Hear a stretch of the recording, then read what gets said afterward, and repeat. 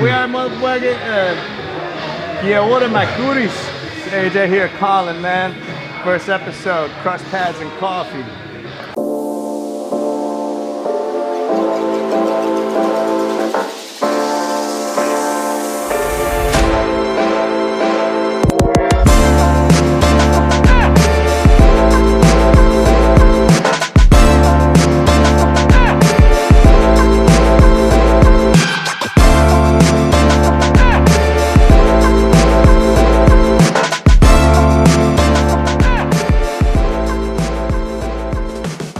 Hey, what's up, dogs? AJ Matthews here, and this is episode 1 of Crush Pads and Coffee. I got Colin Lauterbach here, and we're at Vigilante Coffee Company, Oceanside, California. Come on. First things first, Colin, what's your drink of choice?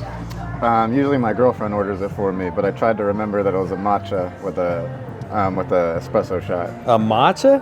Yeah. Matcha with espresso. Why'd you order a chai? Because I panicked and I read the wrong thing and I realized that it was too late and I just went with it. Okay, for sure. Well, what would you rate that coffee right there? It's pretty good? I'd say a solid 8 out of 10. Man, yeah, I'm a black coffee guy, so I drink real coffee. And I'll give this 7? I don't know. I don't like drinking out all this paper. Hey, I'm not a real man. God. Why? No offense. No offense. I'm just saying your drink is ordered by a woman. It's a woman. Whatever. Next subject. To it. It's a little spicy. Next subject. Part A, crust pads. And I said crust, and this motherfucker at the wrong goddamn podcast. Turn your goddamn body.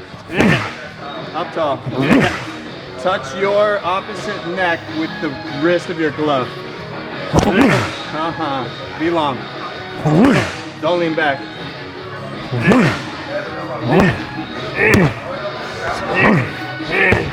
I had a coach one time, Coach Billy, and I would throw elbows like over here, like you kind of are right now.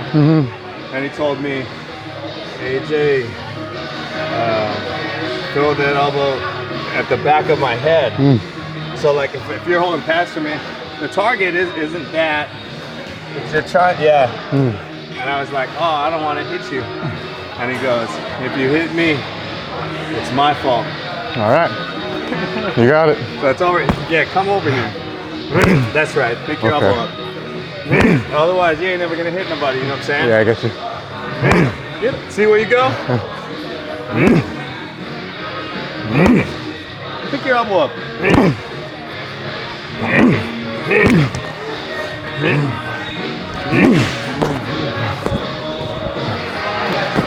Yeah. 1, 2.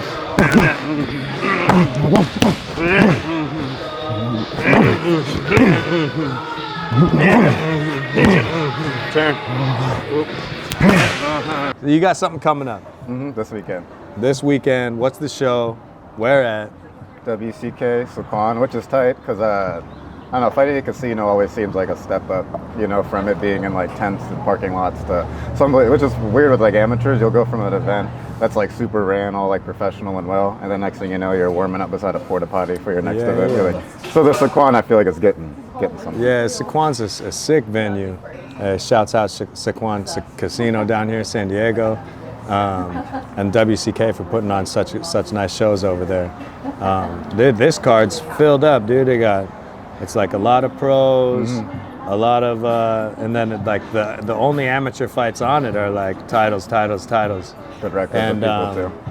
Just got word because your opponent had pulled out, right? Yeah. It was supposed to be somebody. He pulled out of the fight just this week. And but I just got confirmation you're gonna fight 4 rounds for the vacant title. Okay. Against a steel MMA guy. So why is it 4 and not 5? I think that it can be anything above 3 for the title, and because this guy's doing it a favor, kind of short notice. He's only, you know, right. And the steel guys, they always stay in shape, but I spoke with the coach. He said, maybe I can convince him to do 4 rounds. That's cool. So it's gonna be. I think I do better when there's more time. Yeah. Right. When they're all like kind of like overthinking. can't be in too much of a hurry, but you're gonna get the job done. Yeah. Jab. Fake the kick, jab and kick. Fake the kick, jab, cross switch. Jab. Oh, jab. Switch hook. Liver. Come on, dog. What you aiming at? Jab. That shit didn't do nothing. Hook body. Elbow.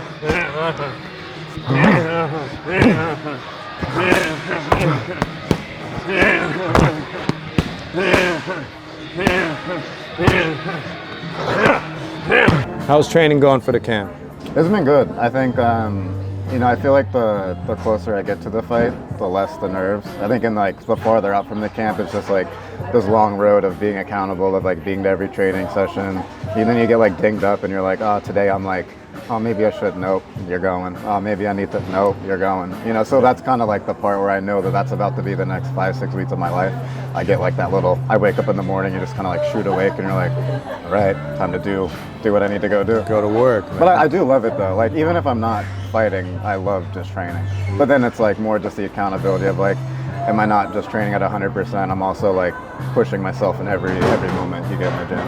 Yeah, well, that's good, man. And when you, I remember the moment because it came from me, but when you heard that your opponent had pulled out of the fight, what are the first thoughts that go through your mind? Because it's kind of short notice. I mean, they're maybe 10 days away. Hey, you don't have an opponent anymore. What's the first like emotion, thought that goes through your mind when something like that happens? The first part's like frustration. There was like a moment like after when I went home, I was like, well, it's kind of cool that this dude quit before we even started. If he did have the injury he was saying, which if that happened, then it's like, well, he obviously can't fight with a broken arm.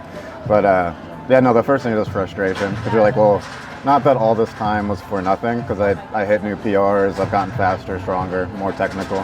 So that still stays, but now it's like, now like the intention was like, you know, now it's like, oh, like, not that it's for nothing, but it's not for what I wanted it to be for. But it's happening anyway, so. And you've got quite a few fights now under your belt. How do you think you would deal with hearing, yeah, your championship fight is hanging on by a thread, they got to find you a new opponent, this guy pulled out like early in your career, let's say it was your second fight and you get thrown in, they're going to give you a title, and then they tell you, like, how do you think you've grown emotionally and mentally to deal with that struggle? It's like being disciplined with your thinking, like, and not letting how you feel dictate what you're doing. You know, like knowing the fight got pulled out, there's still the prospect of still fighting. So it's like, well, you can't just go like, you know, can't just go to the beach and chill. You know, you got to like still stay locked into that. But then it's just kind of it's more just like controlling your thoughts and just still sticking to the plan, which I think I've gotten better with the more that I fought, because I wasn't always like that. I think probably back in the day, I'm like, oh, I'm not fighting, all right, well, I'm gonna go out and drink or something. Yeah. Now I'm just like, nah, I don't really do that anyway anymore. So it just kind of was more like a bummer. And then the hardest part is like telling everybody. That's kind of the more where the dread is, because I'm like, well, now I got people texting me and I don't have all the information, and then it's getting closer. So it's like, they are understanding that I'm not the one that obviously pulled out, but it's like you just feel bad. Yeah. So that's always a bummer. 5. Yeah. 5's like 3. So 3 is a number that you can throw them all hard. Okay. 1. Throw it hard. Okay, now throw 3 like that. Shallow, shallow, deep. Deep, deep, deep. Come on. Shallow, shallow, shallow. Turn your body. First one didn't even hit the pads. Jab. 1, 2, switch 2. Switch. Cross. Jab. Step on it. Come on, kick something. Touch my shoulder. Touch my shoulder. Come on. Uh-huh.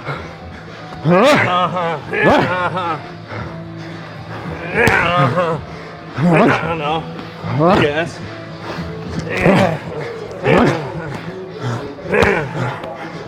Turn. Elbow that motherfucker. Knee, elbow, turn. Jab. 1, 2. Jab. Oh, hey, that's right. You got quite a few people coming to support you this time, or? Yeah, but the only difficult part is where I teach at NUSCO. A lot of them are the kids, and they all like love that I'm a fighter, because not many people that I've realized, which kind of, I don't know, I think it's kind of cool, like that I fight, and I'm almost more into the fighting. The coaching is I'm gonna be building that for the rest of my time in the sport, but the fighting is where a lot of my efforts and attention's at. So they always are really supportive about that. So them not being able to go to a casino is kind of a bummer, but Yeah, that's the one downfall of fighting at a casino. yeah, the children can't come and watch coach put in work. Put in work. But that's got to be cool. So you coach kids. Yeah. They came to one of the fights, and I was watching the video, and I heard this kid chase. He's like, "Slam the leg." No way. Yeah, I was like, slam the leg. It was just that verbiage. It wasn't like kick the leg. He's like, slam the leg. Slam Because it. you've been my main instructor for, I think, the most important part of my journey so far. So I can't help that kind of stuff comes out sometimes, because I've just listened to you for, 4 or 5 years now? Listening to me for 4 or 5 years? Yeah, like in how you deliver stuff. No, been around me for Yeah, 4 or yeah. 5 years. Right. Okay. Yeah, there's a difference between the two. I remember sometimes it comes like Yeah, so, all it's right, like a voice in the sometimes, back of my yeah. head. Put your hands up. Right. In the back of your head. It's only because I'm standing behind you screaming it. And I'm just kidding. Yeah. But like your role coaching, it's kind of been growing over the years since I've known you. You were at 10th Planet, doing a couple classes, and then you got busy, and then you took on this role at Escondido. And shout them out. Who is it? Oh yeah, Escondido Combat Academy. Don Chisholm, Jenny Chisholm. We have Kyle Chamber there, myself, Isaac. So it's a group all under kind of the same tutelage, but it's just really rewarding to see like everyone that I've seen in the beginning only growing in cool different directions. That's cool, man. And what's like when you think of your philosophy as an instructor? Like, is there any, like, for me, it's just kind of like A, rise to the occasion. B, if they're scared of it, they'll react to it. C, slam it. So like, but rise to the occasion for me is kind of the most important, because a lot of people, I'm sure you've seen a lot of people come into the gym and they look like they're all, and be like, just do the shit. Yeah, well, it's kind of up to you to close that gap. Like if somebody is capable of this and you're down here, this person shouldn't go down here. You got to close the gap up here. So I try to, with that, I think we're still in like the grooming part. Some people go and like they're really comfortable with just like putting themselves fully. I'm not sure grooming is the right term here. We're not grooming any young. We're building young comfortability. Yeah, okay. This is more. No, now I'm talking about the adult classes. The kids, I'm still trying to tell them how their left and right arms are. I'll be like, throw the right cross, and then your adults have that down? Not all of them. Yeah. Some of them do. Yeah. So I think, is that you don't blame the student, it's the coach. So Yeah. I'm just like, why don't they know their left and right? Yeah. I guess it's my fault. I don't know. Yeah. I think people get nervous or something when you're talking to them and they just forget. Don't be no bitch about it. You know that shit.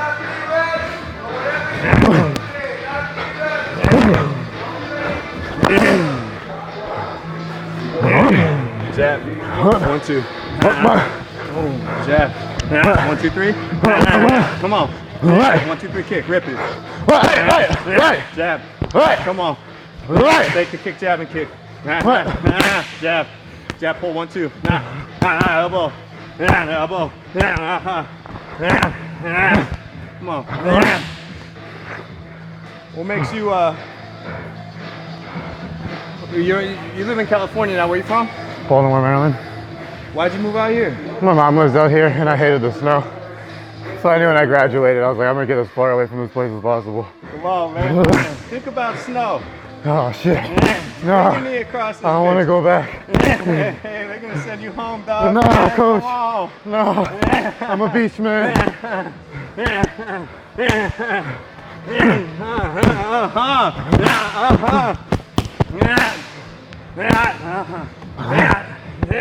Come on.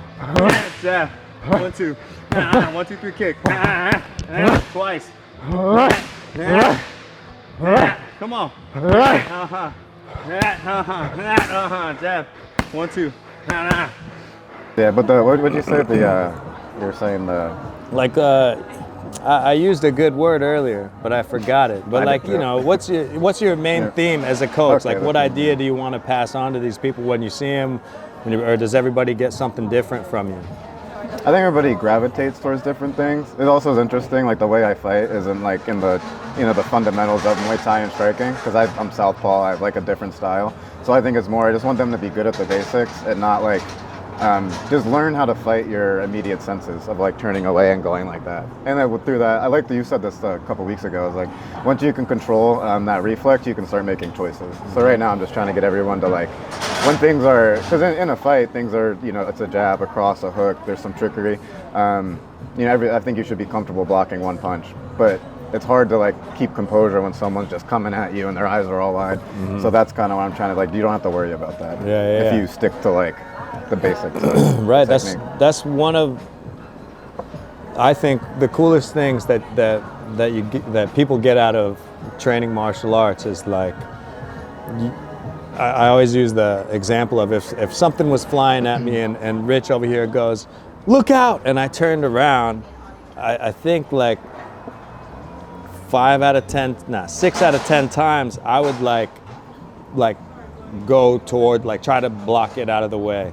But like 100% of people would go, ah, and their hands go here and then this goes there, and it's like, that's the one thing in martial arts, striking specifically, that you go, well, you do this to the punch, you don't go pick your face up. And so rewiring your reactions, it's like acting instead of reacting. Right. And then once you have answers to all the things, then you can just apply whichever sick response you want. It's not a reaction, it's like a response. Yeah. If someone goes, you already have predetermined muscle memory of like, I'm gonna do this, and then this. Like, there's a sick dude, you know who Gaston Banos? He's in the Bay, but he's in the UFC now. He's a Muay Thai guy. You never seen him? I'm really good. He was with, in like, Bellator. Oh, dude, he's the the guy jabs, and his, like, a lot of people parry the jab. Some people slip and cross, but he slips the jab and spins. Oh yeah, like off the going to the outside of the punch. You kind of go, fuck, that's sick. But at the same time, that's the one that he chose to do. Yeah, there's some techniques you're like, I wish I could add that in, but like you probably leaned down like, I'm gonna get myself knocked out if I do that. But if you did it, then you could do it. Yeah, I learned the hard way. It's like when you always tell me to stop ducking my head. I still do that sometimes, but you gotta get kneed in the face sometimes. He doesn't duck that much. And you gotta go, oh, that's why. That hurt really bad. I don't want to do that anymore. So yeah, trying that move out, you find like, oh, okay, that's where it was obvious. That's where it wasn't, the timing was off. Because now I'm over here like the one that took all the brunt of the damage instead of like countering and delivering it. You could. Yeah. Come on. Hell no, stand up. Oh yeah. Forgot where we were at. You got something coming up, right? Yeah, March 15th. March what? March 15th. What show? WCK, Sequan Casino. Sequan? Who's your opponent? Chase Hammerly. What do you think? He's just like a clown. I mean, I don't even know the dude, but everyone it seems that knows him says he's just like not really, just a big head. And I've seen some of his fights. He's not really fought anybody that knows how to fight. Right. I've been like 13 between MMA and kickboxing. So I feel like people that just go at you crazy, like I fought people like that. Yeah. So it's not I'm bigger than him. I'm gonna hit him hard and he's gonna be like, oh shit, I can't bully this guy. And then I'm gonna bully him. What have you been working on? Really just try not to just like run into everything and just slam. I feel like that's kind of something you wanted us to all get at, but now we're being more tactical about it. Like how to set it up, we've been going jab inside, move in, jab, look at it, think, go again. Come on. Yeah, it's been working. And like, so is there anything specifically, because I'm big into, there were times in my fight career when I used to fight that the quit was in me, and there were times that it wasn't. And like I feel like that's a trainable thing. And like for me it was kind of reading.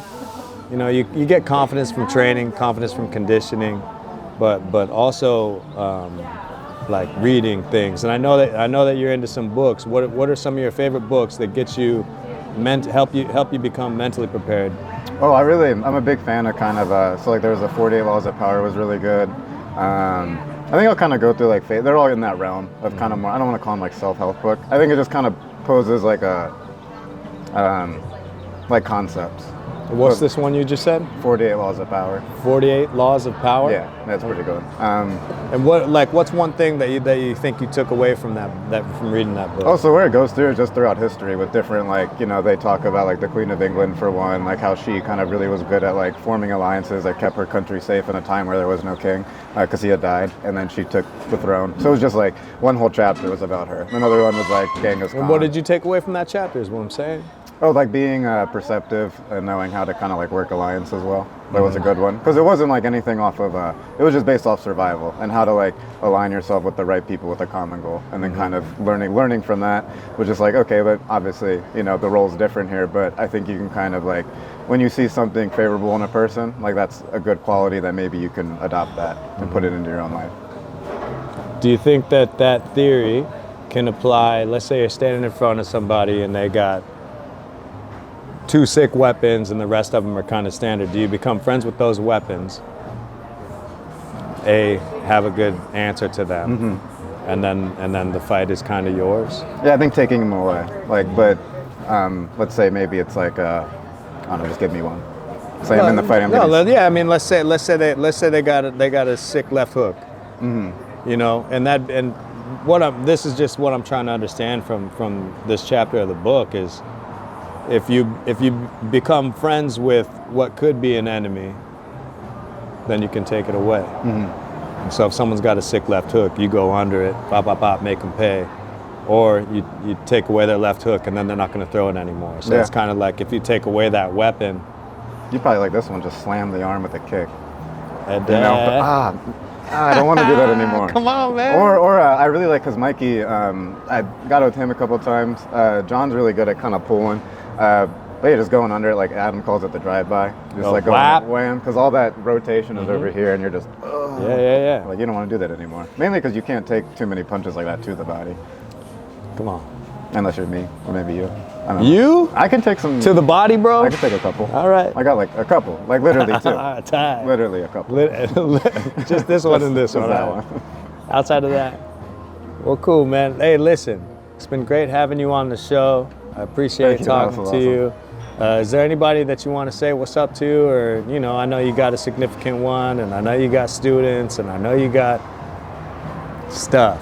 Yeah, and everyone that's just like supported me throughout this. I think just like I don't know. I think at times, like if it wasn't for like the support and people believing, it becomes really hard to be committed to something so like rigorous as fighting. So literally every person that I've really been close to in the beginning has watched me like go do well, really ruin my life at times, and then come back, and like all those people are still there, and that's like I'm just grateful for. But I think when you're fighting, it's like it is you in there, but I don't know. I like to personally, like I kind of like it makes me not feel as nervous because I'm like these people believe in me, so like I'm worthy of winning. Yeah, come on. So yeah, thank you to everybody that's supported me, and Rich. Instagram. Oh, Instagram, Colin the Shots. I've been thinking about changing it recently, but I don't know what to.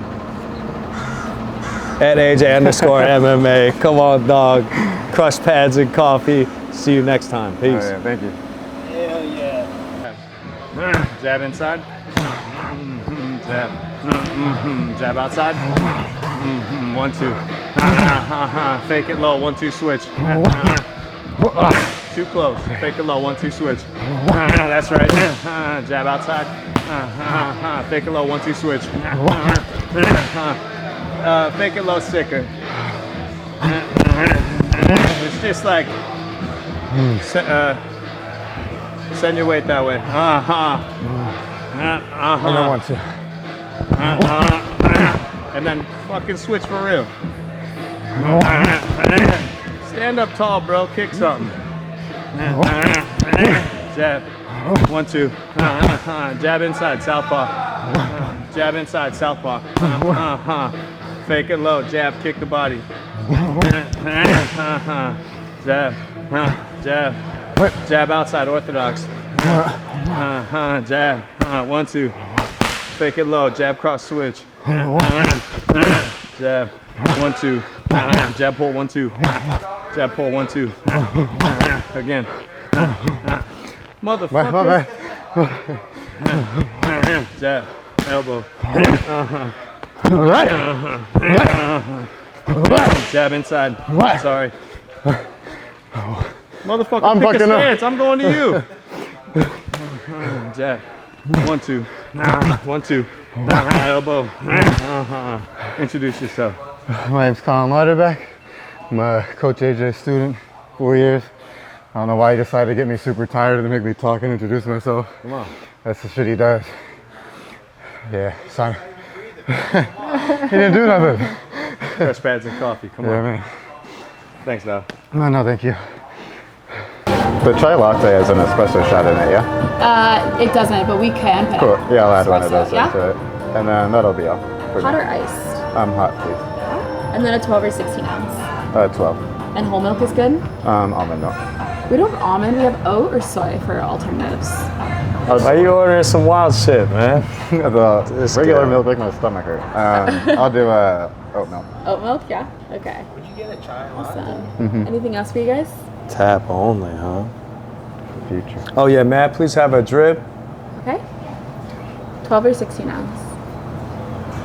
16. Okay. And they made them look pretty cool. Thank you, bro. Come on.